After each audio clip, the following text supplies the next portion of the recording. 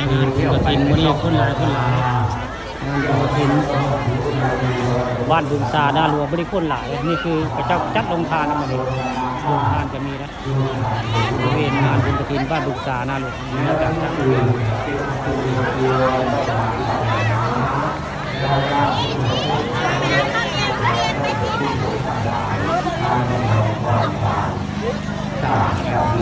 ทำมีบาเข้าถึงเวลาระหว่างนี้สายเราตั้งแล้วตั้งผู้ตั้งใจ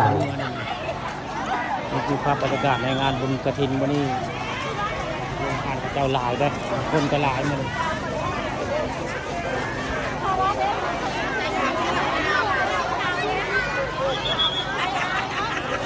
ยังได้ยัง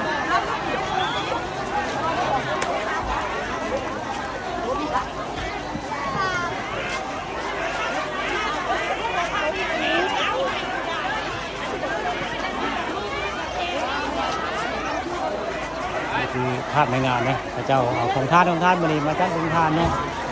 โรงทานงานบุญกฐินบ้านบุญตาหน้าหลวงไม่ได้คนมาหลายนะครับเวลานี้ก็บรรยากาศในงานเป็นมณฑลเลิกแล้วก็น้องพ่อชาวบ้านได้เวลาที่ทอดกฐินแล้ววันแต่ตอนนี้พระเจ้ามาเอาตักหูของท่านของท่า ท่าน นพันแล้วก็น้องเป็นประธานเพื่อนทุกผู้เพื่อนครับนี่คือภาพบรรยากาศในงาน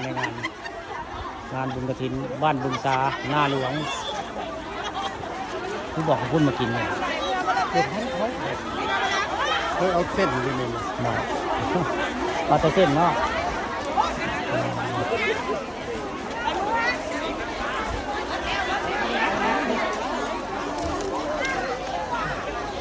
เส้นเนาะท่านเขาเป็นหลายพอได้เป็นหลายได้มาเลยใครเรื่องมันมีกำทังนี่คือภาพบรรยากาศในงานพี่น้องบุญกฐินมันนี่คนหลายงานบุญกฐินบ้านบุญซามีคนหลายพี่น้อง